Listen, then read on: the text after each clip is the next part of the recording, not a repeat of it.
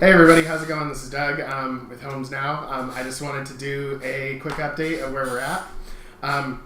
We we wanted to first give out a big thank you to Coffee Source, Minuteman Printing, Papa John's, local Bellingham franchise, Beauty and the Bead, Farmers of Bellingham, Vooch Agency.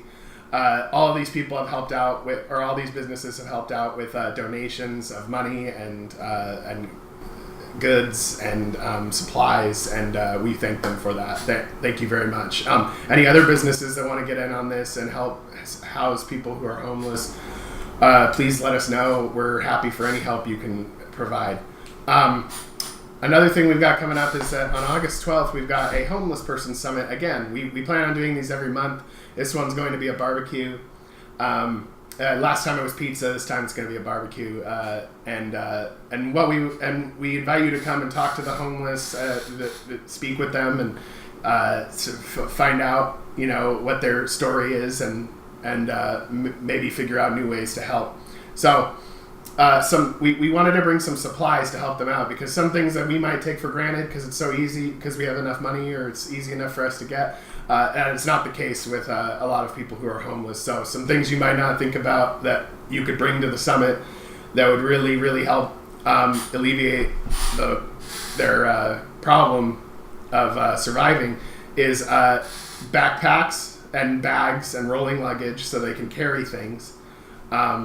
Sleeping bags, because a lot of them camp out but they don't have sleeping bags. First aid kits, lighters, batteries, cell phone chargers, packaged food, beverages, bags. I mentioned bags, but yeah, underwear, male, female, bras, socks, all hygiene products like toothpaste, soap, tampons, pads, mouthwash, shampoo, gift cards for food. So like McDonald's gift cards or gift cards for restaurants in town. It really helps if someone has a place to eat, even for a night. There's only 30 days in a month, and one day can make a little bit of difference in this. Cell phones that still work. Now, these cell phones don't need to be hooked up to a plan or anything. We can actually set up Google Voice, which is free, 100% free for anyone who's homeless, as long as we have a working cell phone and they can get Wi-Fi. So wherever there's Wi-Fi, they'll be able to send texts and make calls. And it's 100% free. But in order for it to work out, they would just need the actual phone. It could be an old one. It doesn't matter. Books, being on the street sometimes is kind of boring and rough. So having a book to read definitely passes the time. Dog and cat food. A lot of homeless people have cats and dogs. You think they wouldn't, but they do. So having food for the animals is good. Okay, so on to the next piece of business. We've got our first 2 homes done. We're working with Stepping Stones on Lummi Nation to build these homes. They've been working with us as a strong partnership to solve the goal of ending homelessness. And our next home, our third home, is going to have full water and sewer. The first 2 homes only had electrical, but they're right next to an existing house, so they go inside to use the bathroom and stuff like that. But this one's going to have its own bathroom and kitchen, and so that'll be a new challenge, and it'll be fun. We have a special guest today. Aaron Thomas is a senior member of Stepping Stone, senior partner of it, or are you? Are you a senior partner, or you're higher up in it, right? You're like help run it, or? I'm just a dude that cares. That's how I am too. So I'm really just one of the managers. There's about 5 of us that help manage the program that we have. So tell us a little bit about Stepping Stones and how you guys got started, and then also anything else you want to talk about that's important. Well, we weren't the Stepping Stones from the very beginning. We were about 3 of us that really just saw a need, and we thought we could do something to help our own Lummi people. And it wasn't really something that was front of mind until last October, when we saw a small tent city being put together by some tribal members on our main road. So they were like really right in front of our eyes. Normally, we've dealt with homelessness for years, I remember when I worked with the Lummi and Business Council back in the early 2000s, we knew that some of our people were living behind the old Fred Meyers at Lakeway, and they were living under bridges and et cetera. But they were sort of out of sight, out of mind, and so we really didn't see them. And when we started to see them and notice them on the main road, we were like, okay, something's got to give here. It's been way too long that homelessness is happening. And then we had an onset of tribal members that were released from their leases for the Lummi Housing Authority, which sent about 30 of our people away from their apartments. And so, in October, we decided, heck, that we've got the winter coming up. It's going to get really cold. Let's go out and find out where our people are located. And so a group of us literally, made a big pot of chili and got a bunch of water and donated everything ourselves and cooked everything ourselves and used our own gas money to go find our people. And it was a mission. A lot of us believe it was something higher than us that called us together. And we didn't really even know each other when we first started. It was just a group of us that were acquaintances on Facebook that said, hey, let's go tackle this. And so it's been a really, really amazing, probably the most impactful journey of my life, going out, seeking our people, crying with them, praying with them, letting them know that, that they are definitely accounted for, that we know where you're at. And it made us feel good to know that they were, that we knew where they were. We had family members saying, hey, have you seen so-and-so? I haven't seen him in a month or in a couple months. And is he still alive? That kind of thing. And so we were able to pass messages back and forth between our homeless people and family members, but it's been quite a journey. Yeah, it sounds like it. Another question is, what's on the agenda for the future? What's Stepping Stone's got going on? What's your long-term plan with how you want to take this forward? Well, we want to enhance what we've already got. We were very thankful that the Lummi and Business Council has given us permission to use 2 of our homes that were boarded up. One of them, the very, very first house back in December, we literally broke the door down to make sure that our people had a warm place to go when the temperatures hit 19 degrees. And so, our mindset right now is to get ready for this winter. What are we going to do with the tribal members that we haven't serviced, which are at this point, we're about 82 people that we've serviced at least. And we think that there's probably another 40 or 50 of our people living in downtown Bellingham and other places that we just don't know about. And so we need to go identify who they are, again, do a count, and then we're making plans this November to have all of our current residents, which right now we have about 32 in 2 houses, move out. They've been a part of the Stepping Stone program. They've been asked to go to our chemical dependency program called CARE. We've also asked them to go to behavioral health for mental health counseling here at Lummi, and as well as the Employment Training Center to get a job or to get on some kind of a social welfare program to help us pay the bills, the light and the electricity at both houses. So once we ask those folks to, we'll be helping them to get on their feet again. We're the stepping stones. We're just here to try to, act as a temporary place for folks to be able to get some help. But then the 2 houses we hope will become a place for the emergency shelter. We might only need 1 house. Hopefully we only need 1, but either way, we'll have a warm place for our tribal members to come in, and they don't have to it'll be more of an emergency service like you would see at the Lighthouse Mission, where they come in at a certain time and they leave in the next morning to go figure out what they're doing. Because, a lot of folks, they don't know if they want to be alcohol or drug free yet. The ones that are currently in our shelters, they do. They've made that decision and commitment that they will stay clean and sober, that they will clean up their environment where they're living inside the homes, that they will abide by our policies. And if they don't, then we ask them to leave. But this set of group of people that we're talking about, they may not be ready to do that yet, and that's okay. But we want to keep them away from the 19-degree weather and, keep them out of hypothermia. So that's sort of the midterm goal. Of course, the long-term goal is working with you fine folks at HomesNOW, Not Later, and you guys have been a godsend to our people, in terms of being able to partner with another group of like-minded people that we don't just talk about stuff, we go do it. And so I'm really thankful for you guys, and to help us, already build two tiny homes. And then the idea of doing three, our goal is 100. We want to do 100 tiny homes. Hell yeah. So, because we think there's going to be a need for it. I mean, who knows? Lummi Housing might come through with another wave of people that they'll have to ask to leave, and so there'll be more people that's possible. And that will need them. And with rents going up in Bellingham as fast as they are, and you're going to just see, and with people not getting paid more at their jobs, you're going to see more and more people, I think, that are typically not homeless suddenly fall through the cracks. And so it's just interesting, and we're getting ahead of the curve by having to build them now,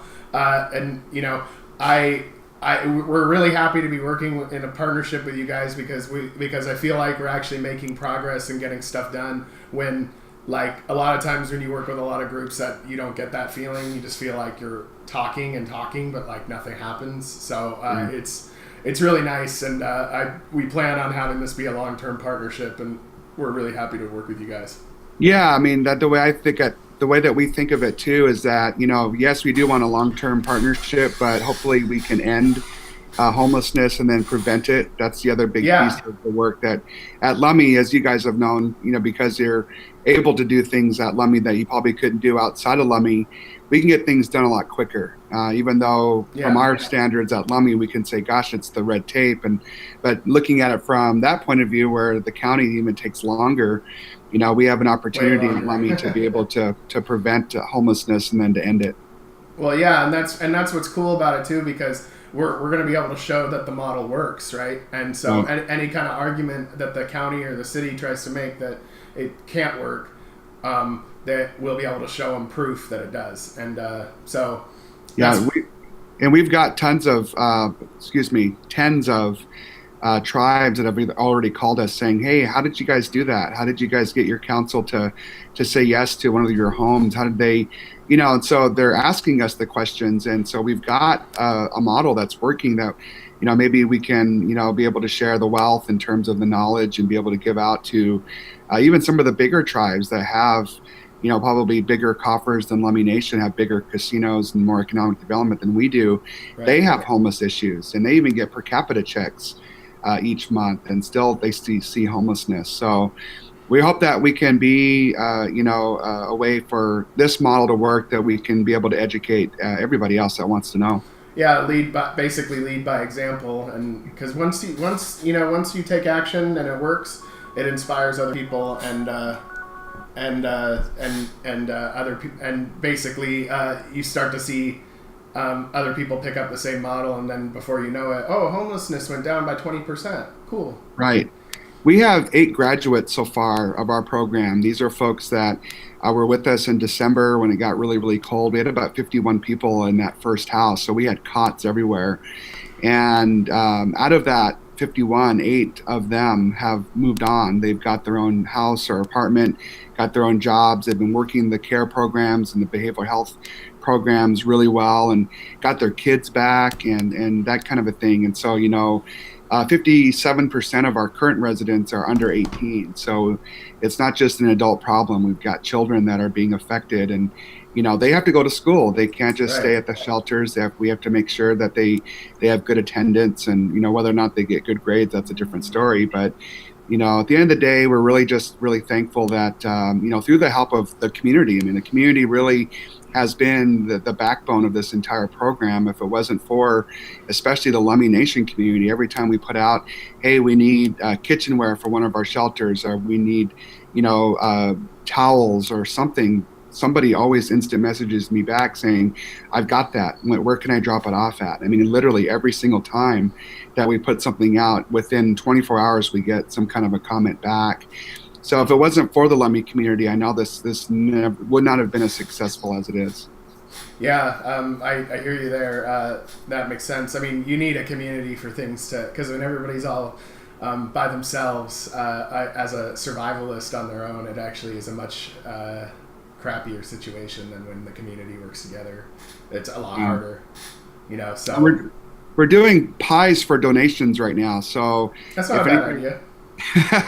We got all these awesome blackberry bushes out here on the reservation, and this year the blackberries are gigantic. And so our residents have said with the kids, they want to go out and pick all kinds of blackberries. And the mothers of both shelters said that they want to, be able to make the pies. And one of our founding members of Stepping Stones actually is a culinary artist. So he's going to help show them how to create a really awesome presentation of a pie that tastes good, and it's all for a great effort. So they can contact me for if they want to purchase a pie. It's $20. We've got already $500 already pre-ordered, so we're looking for another 500. Yeah. Oh, cool. Yeah, because it's a nice way to fundraise, but at the same time, they still get something too, like something good to eat. They can have their pie and eat it too. Yeah. So what else is there? What am I forgetting? I'm sure we're missing a few other things, but it's a good update. I think as we go forward, I just really want to thank anybody that's been watching and being a part of this. We definitely could use more volunteers, especially if you don't know how to build something, but maybe you want to help try to manage what we're doing. We're always looking for folks that have a positive energy, that want to help people, that want to, talk people through some of their own challenges. That's kind of who we are. We're not just, organizers, but we're also, people, there's still that question of, are we enabling our homeless? I got that this morning. Are we enabling our people, or are we helping them? And there's a fine line between the two. Yeah, for sure. I would argue that we at the Stepping Stones in Lummi, we really utilize our traditional values of hospitality and trying to really love and help our people, rather than saying, okay, you sign on this dotted line, now you got to go. That's what we're seeing here at Lummi already. We're really, we don't give them too many chances, but we don't just say, okay, you screwed up, you got to go. And I'm not saying that's happening at Lummi Housing, but that's part of what we're hearing from our people. And so we think that we're helping. That, again, we've got 8 graduates. They came through us for a minute, a month or 2 or 3 months, sometimes 6 months, and now they're on their own. And so we're really thinking, we think that we're helping our people big time. Well, yeah, if suddenly they're out on their own and they are housing themselves and everything, then that's a win. That's a success right there. And we've had our share of people challenges. Yeah, we've had our share of people that kicked themselves out of our shelters, by the way. We've had at least 12 people that decided that they couldn't follow the simple policies that we have. And that's okay. But unlike the other programs, we're telling them in 30 days, okay, come back and see us if you still need us, Right. Instead of... It's not set in stone. It's not like stone cold cut off. Or they have to wait to the back of the line now, which could take another year before you try to get a place. We say within 30 days, come and see if we've got available beds. And if we do, then we can talk about it. So to me, that's a big part of using our Lummi traditional values into our policies. And I think that's just a humongous difference. Yeah, definitely. I mean, I don't know, it sounds cool. I'm just looking forward to being able to get to that. I mean, won't it be cool when you finally get to the point where it's like, okay, we don't have any homeless anymore?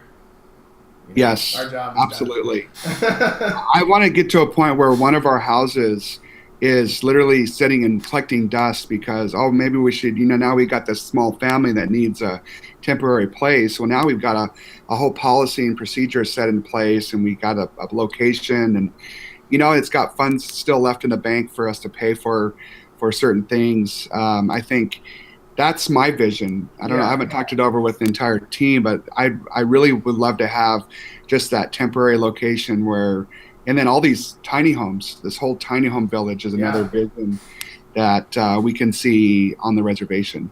Yeah, I'm excited about building that.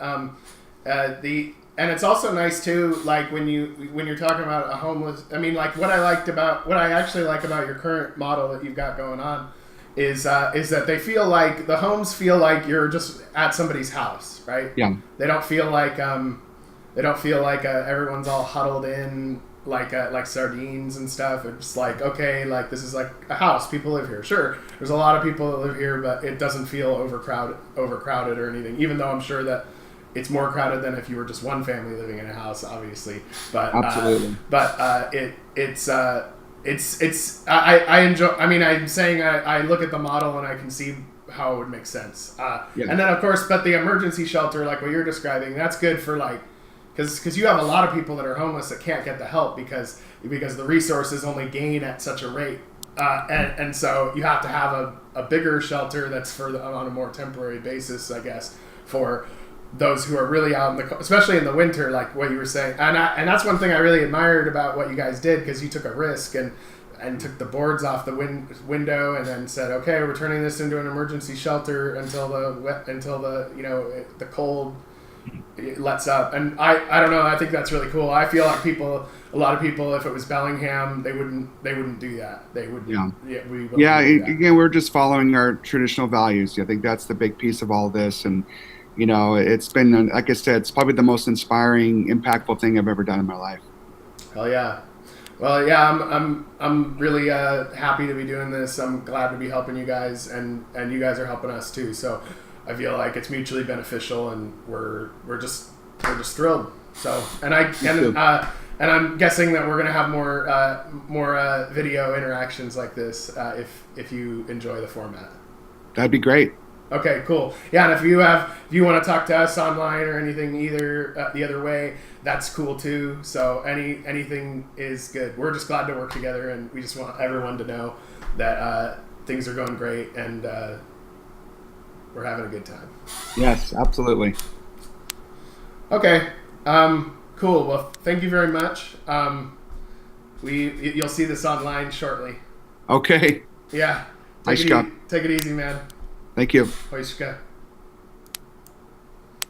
Okay, so last thing, I'm still Aaron's still on. You can still hear the last part of what I got going on, but okay. I took you off the corner of the screen. But I was gonna say the last thing, guys, is that we really need more donations to come in order for this to happen. We're doing multiple forms of fundraising, but again.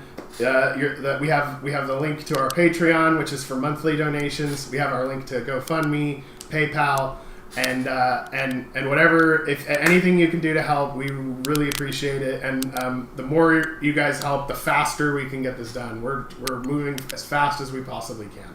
So thank you very much, and have a good day. Take it easy.